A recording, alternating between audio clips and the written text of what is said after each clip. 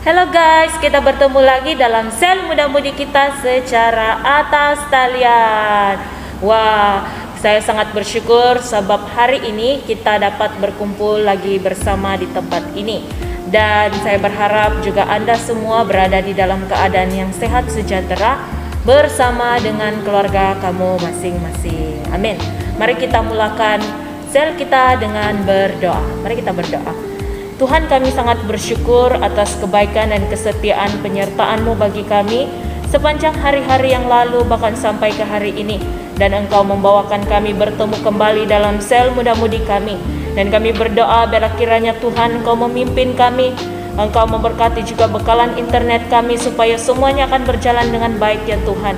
Sehingga kami dapat mengikuti sel ini dari awal sehingga akhir.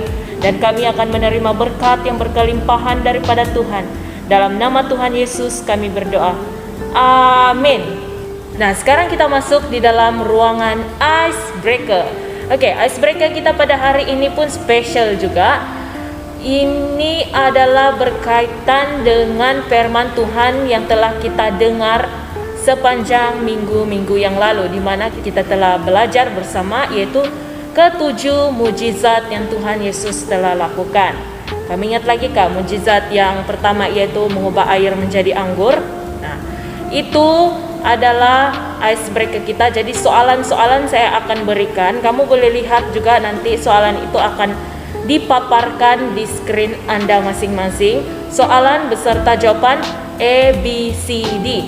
Jadi caranya saya akan membacakan soalan itu dan kamu akan menjawabnya. Kamu jawab tidak perlu panjang-panjang. Kamu jawab A, B, C atau D saja. Oke, boleh? Mari kita mulakan. Tidak ada demo ya, kita mulakan. Oke, soalan yang pertama. Penyembuhan anak lelaki kepada seorang pegawai kerajaan adalah mujizat kedua yang Yesus lakukan di Galilea. Betul atau salah? Dalam kiraan 1, 2, 3, 4, 5. Jawabannya adalah betul. Iya, penyembuhan anak lelaki seorang pegawai kerajaan itu adalah mujizat kedua yang Yesus telah lakukan. Kamu ingat ya? Oke. Yang kedua, di manakah Yesus menukar air menjadi air anggur? Di manakah itu tempatnya? Kamu ingat? Sila lihat pilihan jawaban di screen sekarang. Dalam kiraan 1, 2, 3, 4, 5. Jawabannya adalah C, perkawinan di Kana. Yang ketiga, siapakah yang memberitahu Yesus bahwa mereka kehabisan air anggur? Nah, kamu ingatkah siapakah yang memberitahu Yesus bahwa mereka kehabisan air anggur? Dalam kiraan 1, 2, 3, 4, 5. Jawabannya adalah B, Maria, ibu Yesus. Yang keempat, apakah yang Yesus suruh lelaki buta itu lakukan di kolam Siloam? Kamu ingat yang ada kan Yesus mujizat ketika Yesus menyembuhkan seorang lelaki buta itu dari sejak kecil. Apakah yang Yesus suruh lelaki buta itu lakukan? Dalam kiraan 1, 2, 3, 4, 5. Jawabannya adalah E, membasuh mukanya. Yang kelima, soalan kelima. Sebelum Yesus tiba di makam Lazarus, sudah berapa lamakah Lazarus dimakamkan? Nah, berapa lama? Dalam kiraan 1, 2, 3, 4, 5. Jawabannya adalah E, 4 hari. Ya, 4 hari ya, 4 hari. Yang keenam, berapa lamakah lelaki yang terbaring di serambi Bethesda itu sakit? Berapa lama itu? Yang orang lumpuh itu kamu ingat? Berapa lama? Dalam kiraan 1, 2, 3, 4, 5. Jawabannya adalah C, 38 tahun. Soalan yang terakhir. Laut Galilea juga dipanggil sebagai, ini soalan ini dalam bahasa Borneo ya. Laut Galilea juga dipanggil sebagai apa? A, B, C, D. Kamu tinggal itu soalan jawaban di situ dan kamu pilih. Dalam kiraan 1, 2, 3, 4, 5. Jawabannya adalah B, Laut Tiberias. Oke, terima kasih. Berakhirnya icebreaker kita pada hari ini di tempat ini pada masa ini. Dan mari kita teruskan untuk memuji dan menyembah Tuhan. Dan mari kita berikan segala kemuliaan bagi Tuhan Allah kita. Mari kita terus menaikkan puji-pujian ini kepada Tuhan. Sungguh kasih Tuhan tidak terukur di dalam kehidupan kita.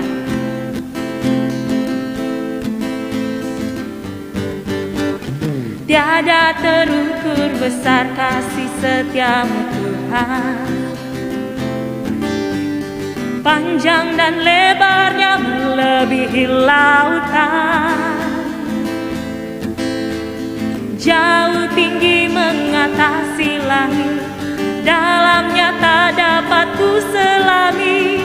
Kasih setiamu besar selamanya. Kasih setiamu besar selamanya. Mari kita katakan bersama. Tiada terukur besar kasih setiamu Tuhan. Panjang dan lebarnya melebihi lautan. Jauh tinggi mengatasi langit, dalamnya tak dapat ku selami. Kasih setiamu besar selamanya. Kasih setiamu besar selamanya. Hatiku bersyukur, jiwaku memuji, mulutku pun bersorak memuji Engkau. Yesus, ajaib perbuatanmu, besar anugerahmu, takkan berhenti ku memuji namamu. Tiada terukur besar kasih setiamu Tuhan. Panjang dan lebarnya melebihi lautan. Jauh tinggi mengatasi langit, dalamnya tak dapat ku selami. Kasih setiamu besar selamanya. Kasih setiamu besar selamanya. Hatiku bersyukur, jiwaku memuji, mulutku pun bersorak memuji Engkau. Yesus, ajaib perbuatanmu, besar anugerahmu, takkan berhenti ku memuji namamu. Hatiku bersyukur, jiwaku memuji, mulutku pun bersorak memuji Engkau. Yesus, ajaib perbuatanmu, besar anugerahmu,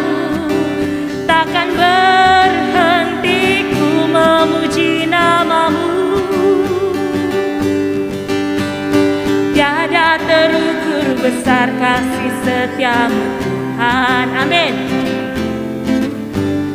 Panjang dan lebarnya melebihi lautan, jauh tinggi mengatasi langit, dalamnya tak dapat ku selami. Kasih setiamu besar selamanya, kasih setiamu besar selamanya,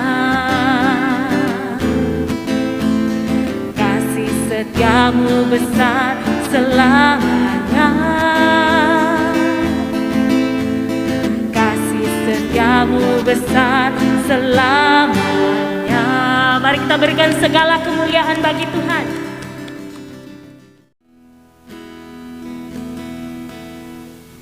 Bapa, selama kami hidup Tuhan, kami mau selalu untuk menyenangkan hati-Mu. Dan saat ini Tuhan, biarlah kiranya Engkau membentuk kami, agar hidup kami menjadi seperti yang Engkau ingini ya Bapa. Haleluya Yesus.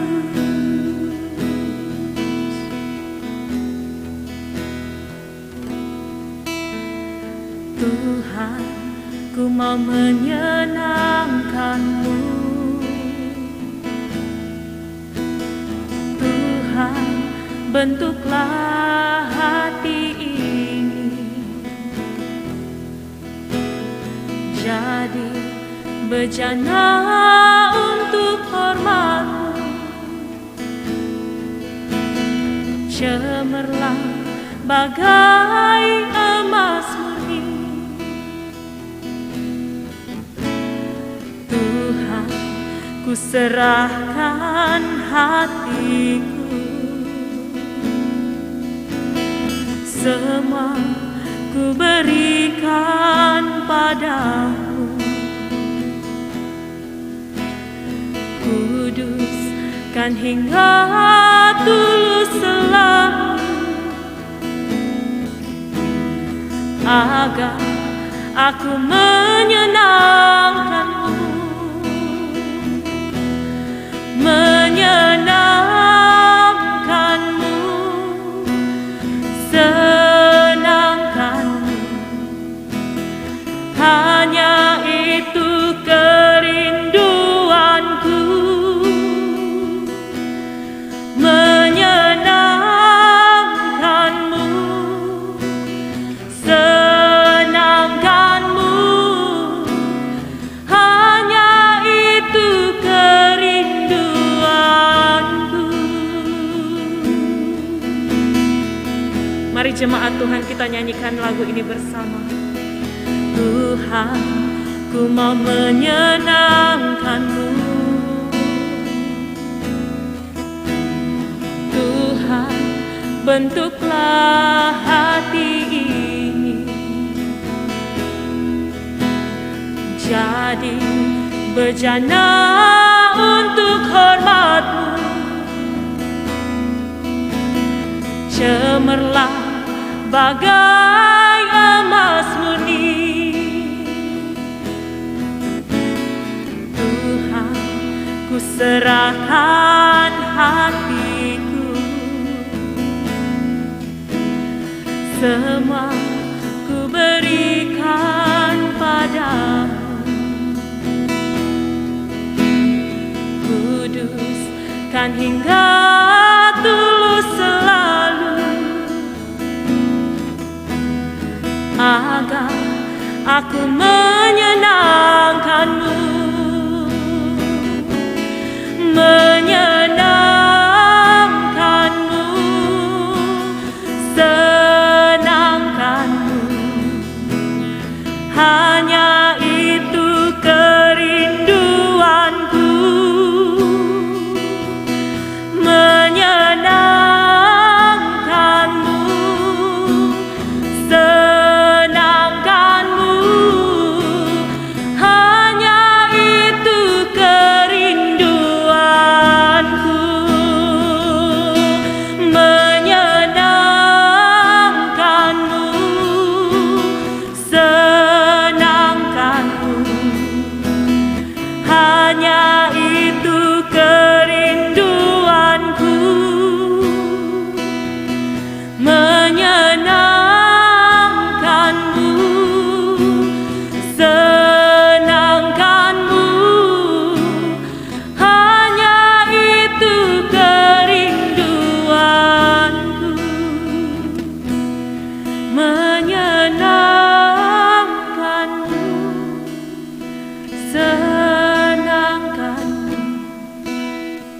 hanya itu kerinduanku, menyenangkanmu, senangkanmu, hanya itu kerinduanku, hanya itu kerinduanku, hanya itu kerinduanku.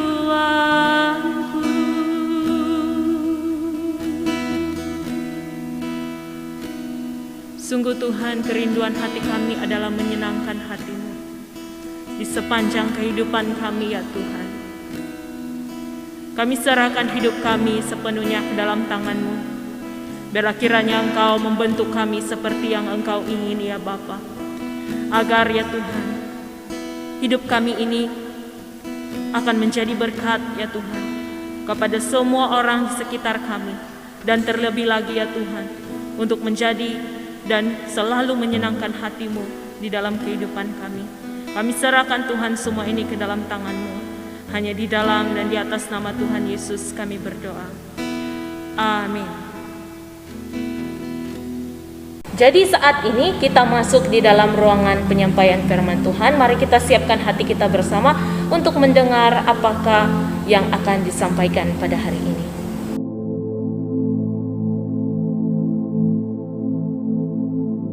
Sekarang kita masuk dalam ruangan firman Tuhan. Mari kita berdoa bersama-sama sebelum kita mendengarkan. Bapa di surga, saat ini ya Tuhan, dalam kerendahan hati kami bersyukur untuk ruangan dan waktu ini Tuhan siapkan bagi kami untuk mendengarkan firman-Mu. Bapa, kiranya Roh Kudus-Mu memberi kami pengertian akan firman-Mu. Sebentar lagi akan kami dengarkan. Dalam nama Yesus kami berdoa dan bersyukur. Amin. Nah, tajuk renungan firman Tuhan kita pada hari ini ialah kesaksian Yohanes Pembaptis. Mari saya bacakan sinopsis tentang perkara yang terjadi pada waktu itu. Nah, Yohanes tinggal di padang gurun selama bertahun-tahun. Dia mengenakan pakaian yang diperbuat daripada bulu unta dan dia makan madu serta belalang. Orang-orang datang dari kota untuk mendengarkan dia mengajar. Dia dikenal sebagai Yohanes Pembaptis. Yohanes Pembaptis mengajar orang-orang tentang Yesus Kristus. Dia menyuruh mereka untuk bertobat dari dosa-dosa mereka dan dibaptis. Yohanes Pembaptis membaptis mereka yang bertobat dari dosa-dosa mereka. Orang-orang menanyakan kepada Yohanes Pembaptis cara untuk menjalani kehidupan yang lebih baik. Dia memberitahu mereka agar berbagi dengan yang miskin, mengatakan kebenaran dan adil terhadap orang lain. Dia mengatakan bahwa Yesus Kristus akan segera datang. Yesus akan memberi mereka karunia Roh Kudus. Suatu hari ketika Yohanes Pembaptis sedang membaptis orang-orang di Sungai Yordan, Yesus Kristus datang kepadanya. Dia meminta Yohanes agar membaptisnya. Yohanes tahu bahwa Yesus selalu mematuhi perintah-perintah Allah dan tidak perlu bertobat. Yohanes berpikir bahwa Yesus tidak perlu dibaptis. Namun Allah telah memerintahkan semua orang untuk dibaptis, sehingga Yesus menyuruh Yohanes untuk membaptisnya. Yesus memberikan teladan bagi kita dengan mematuhi perintah Allah untuk dibaptis. Ketika Yesus keluar dari air, Roh Kudus datang kepadanya.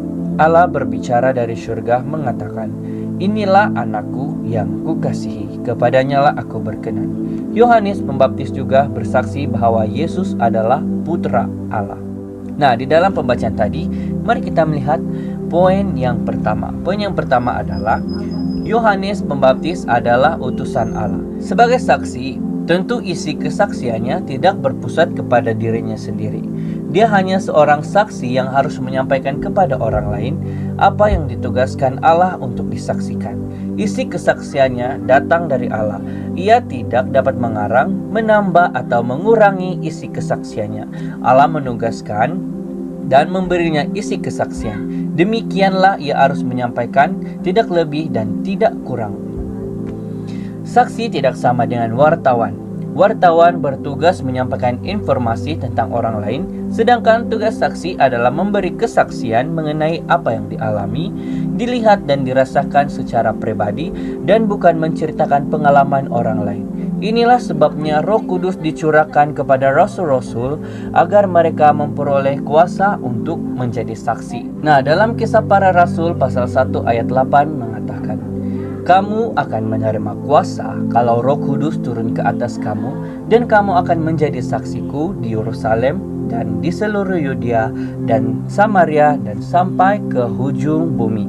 Nah, dalam poin yang kedua, apakah isi kesaksian Yohanes Pembaptis? Mari kita lihat dalam Yohanes pasal 1 ayat 7. Ia datang sebagai saksi untuk memberi kesaksian tentang terang itu, supaya oleh dia semua orang menjadi percaya. Yohanes Pembaptis bersaksi tentang terang. Istilah terang di dalam Injil Yohanes ini merujuk kepada diri Yesus. Yohanes pasal 12 ayat 46. "Aku telah datang ke dalam dunia sebagai terang, supaya setiap orang yang percaya kepadaku jangan tinggal di dalam kegelapan." Istilah terang dalam Yohanes pasal 1 ayat 7 hingga 8 muncul sebanyak 3 kali, seolah-olah menegaskan bahwa Yohanes Pembaptis hanya memberi kesaksian mengenai Yesus adalah terang dunia. Memberitakan tentang Yesus Kristus kepada semua orang adalah satu keharusan. Nah, dalam 1 Yohanes pasal 15 mengatakan, Yohanes memberi kesaksian tentang dia dan berseru, katanya, "Inilah dia yang kumaksudkan ketika aku berkata, kemudian daripadaku akan datang dia yang telah mendahului aku, sebab dia telah ada sebelum aku." Nah, mari kita melihat poin yang ketiga. Poin yang ketiga ialah kepada siapa Yohanes Pembaptis bersaksi. Nah, yang pertama adalah kepada pemimpin agama Yahudi, masyarakat orang Yahudi, murid-muridnya, dan kepada orang-orang Samaria. Dalam poin yang keempat, dalam kehidupan kita pula. Pada umumnya, pemuda memiliki gaya hidup yang cenderung instan, mudah dipengaruhi oleh hal-hal yang ada di sekitarnya. Demikian juga dengan pemuda gereja. Keluarga maupun komuniti di mana dia berada turut menjadi pengaruh gaya hidupnya. Secara khusus, perihal kerohanian seseorang sangat mempengaruhi gaya hidupnya. Karena itu, seorang pemuda gereja ataupun pemuda Kristus harus memiliki gaya hidup yang berbeda dari dunia ini. Gaya hidup yang sesuai dengan standar Alkitab, yaitu firman Allah. Salah satunya adalah gaya hidup yang bersaksi tentang Kristus. Berkenan dengan hal ini, pemahaman seseorang mengenai bersaksi sangat mempengaruhi dalam penerapan hal-hal tersebut di dalam kehidupannya. Nah, pada umumnya, pemuda gereja memahami bersaksi dalam arti sempit, yaitu menyaksikan kebaikan Tuhan, pertolongan Tuhan di dalam studi, pembelajaran, keluarga, keberhasilan yang diperolehi. Lebih dari itu, pemahaman mengenai bersaksi harus dimengerti dalam hal yang luas, yakni dalam arah bersaksi tentang Kristus.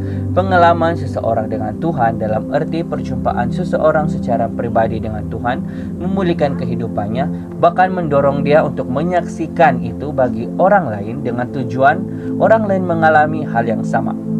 Tujuan bersaksi tentang hal Kristus supaya boleh mengenal Tuhan, percaya kepada Tuhan, bahkan juga dapat menjadi saksi Kristus. Nah, ada tantangan ataupun hambatan yang dihadapi saat kita bersaksi tentang Kristus. Ada hambatan yang dialami berasal dari dalam pribadi yang bersaksi maupun dari luar. Tantangan dari luar berkaitan dengan konteks masyarakat setempat, perbedaan suku, budaya, dan agama yang mempengaruhi pada perbedaan pemahaman ataupun konsep tentang keselamatan. Sedangkan tantangan dari dalam pribadi yang bersaksi adalah adanya rasa takut, malu, tidak berani berkata-kata, bahkan tidak siap untuk menghadapi resiko ataupun konsekuensi yang akan dialami, termasuk menghadapi penganiayaan. Nah, berkaitan dengan hal ini diperlukan hikmat Tuhan dan pertolongan Roh Kudus dalam menyampaikan berita kesaksian tentang Kristus dan karya. Setiap orang percaya dipanggil untuk bersaksi menjadi saksi Kristus. Seorang saksi adalah seorang yang mengalami sendiri suatu peristiwa sehingga dapat menceritakan hal tersebut kepada orang lain. Demikian juga dengan seorang saksi Kristus harus memberitakan Injil tentang Yesus Kristus, memberitakan tentang kematian dan kebangkitan Tuhan Yesus, dan barang siapa yang percaya kepadanya dapat pengampunan dosa dan memperoleh hidup yang kekal. Demikian juga dengan para pemuda dipanggil untuk menjadi saksi Kristus yang bersaksi untuk Kristus melalui kehidupan para pemuda dan menjadikan itu sebagai gaya hidup setiap hari. Gaya hidup berarti pola perilaku yang sudah menjadi kebiasaan dalam kehidupan seseorang, dan hal ini sudah menjadi bahagian dalam hidupnya. Para rasul dalam kitab Kisah Para Rasul menjadikan bersaksi tentang Kristus sebagai gaya hidup mereka. Dalam penutup saya mengambil satu petikan yang diambil dari Markus pasal 5 ayat 19. Pulanglah ke rumahmu kepada orang-orang sekampungmu dan beritahukanlah kepada mereka segala sesuatu yang telah diperbuat oleh Tuhan atasmu dan bagaimana Ia telah mengasihani engkau. Demikianlah firman Tuhan. Tuhan memberkati dan selamat bersaksi bagi Kristus. Mari kita berdoa bersama-sama. Bapa di syurga, saat ini jadikanlah kami anak-Mu yang setia di dalam hal bersaksi. Bapa, pimpin kami dengan Roh Kudus-Mu ya Tuhan, agar kami berani untuk bersaksi bagi kemuliaan nama-Mu ya Bapa. Terima kasih ya Tuhan, ini kami pemuda-pemudi Kristen yang akan bangkit untuk memberitakan suara Tuhan kepada keluarga, sahabat maupun masyarakat sekeliling kami. Terima kasih ya Tuhan, dalam nama Yesus kami berdoa. Amin. Kita masuk di dalam ruangan pengumuman saat ini. Pengumuman yang pertama adalah mengenai kebaktian kita, kebaktian Ahad, yaitu pada jam 9 pagi. Yang kedua adalah mengenai sel muda-mudi. Sel muda-mudi kita juga masih diteruskan pada hari yang sama seperti hari ini, jam yang sama yaitu jam 7, dan juga di tempat ini, di channel YouTube ini ya. Yang ketiga adalah sel kanak-kanak, diadakan pada setiap hari Ahad jam 1 petang di channel YouTube kanak-kanak. Sila dorong adik-adik kamu atau kamu sendiri kalau mau ikut pun boleh juga untuk sama-sama di dalam sel kanak-kanak ini. Yang keempat adalah mengenai 40 hari doa dan puasa yang ditayangkan di channel YouTube setiap hari dari jam 12 tengah hari sehingga jam 12 tengah hari. Saya mendorong kita semua untuk mengikuti di dalam doa dan puasa ini. Hanya 30 menit saja ya. Dan sekarang kita masuk di dalam ruangan doa. Kita mau berdoa untuk situasi pandemik ini, agar Tuhan akan memulihkan segalanya. Yang sakit akan disembuhkan dan yang lemah akan dikuatkan. Dan Tuhan akan membuka jalan bagi mereka yang kehilangan pekerjaan dan yang mengalami masalah ekonomi. Mari kita berdoa bersama. Bapa, kami berdoa saat ini khusus untuk situasi pandemi COVID-19 yang melanda di dalam negara kami dan bahkan di seluruh negara-negara yang lain. Kami berdoa mohon ya Tuhan, kiranya Engkau akan memulihkan segalanya, khususnya bagi mereka yang sakit ya Tuhan, agar mereka akan disembuhkan, dan mereka yang lemah ya Tuhan, agar mereka akan dikuatkan ya Bapa. Dan kiranya Engkau jugalah ya Tuhan yang akan membuka jalan bagi mereka yang telah kehilangan pekerjaan berikutan pandemik ini ya Tuhan. Dan kami juga berdoa menyerahkan ke dalam tangan Tuhan bagi semua yang mengalami masalah ekonomi. Kiranya Engkau Tuhan yang akan terus campur tangan menolong mereka ya Tuhan untuk menghadapi semua ini, dan menolong mereka ya Tuhan bagaimana untuk mereka terus melangsungkan hidup mereka. Kami serahkan Tuhan semua ini ke dalam tangan-Mu, hanya di dalam dan di atas nama Tuhan Yesus kami berdoa. Amin. Mari kita berdoa doa Tuhan bersama. Bapa kami yang di syurga, dikuduskanlah nama-Mu, datanglah kerajaan-Mu, jadilah kehendak-Mu di bumi seperti di syurga. Berikanlah kami pada hari ini makanan kami sehari-hari. Ampunilah kami akan dosa-dosa kami, seperti kami juga mengampuni orang yang bersalah kepada kami. Janganlah membawa kami ke dalam pencobaan, tetapi lepaskanlah kami daripada yang jahat. Karena Engkaulah yang mempunyai kerajaan, kuasa dan kemuliaan, sekarang dan selama-lamanya. Amin. Bye-bye, jumpa pada minggu hadapan. Haleluya.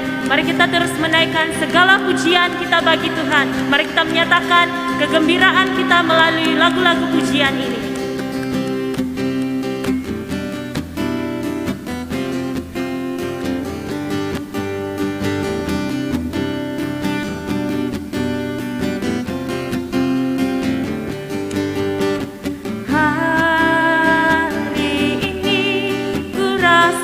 Bahagia berkumpul bersama saudara seiman. Tuhan Yesus telah satukan kita tanpa memandang di antara kita bersama, bergandingan tangan dalam kasih, dalam satu hati, berjalan dalam terang kasih Tuhan. Kau saudaraku dan kau sahabatku, tiada yang dapat memisahkan kita.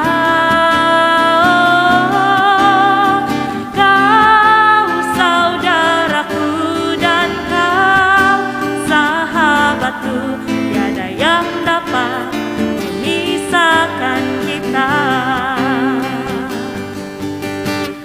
Hari ini ku rasa bahagia berkumpul bersama saudara seiman.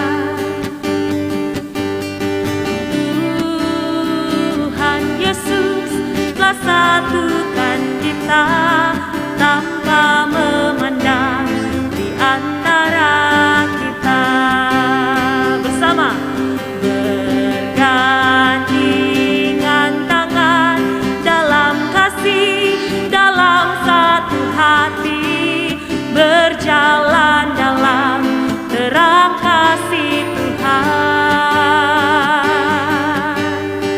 Kau saudaraku dan kau sahabatku, tiada yang dapat memisahkan kita.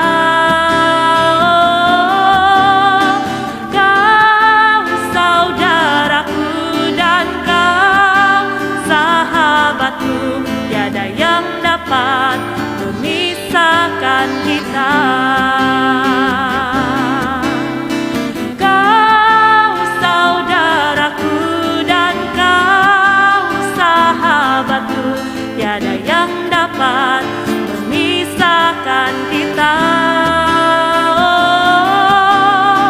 Kau saudaraku dan kau sahabatku, tiada yang dapat memisahkan kita. Tiada yang dapat memisahkan kita. Tiada yang dapat memisahkan kita. Mari kita berikan segala kemuliaan bagi Tuhan.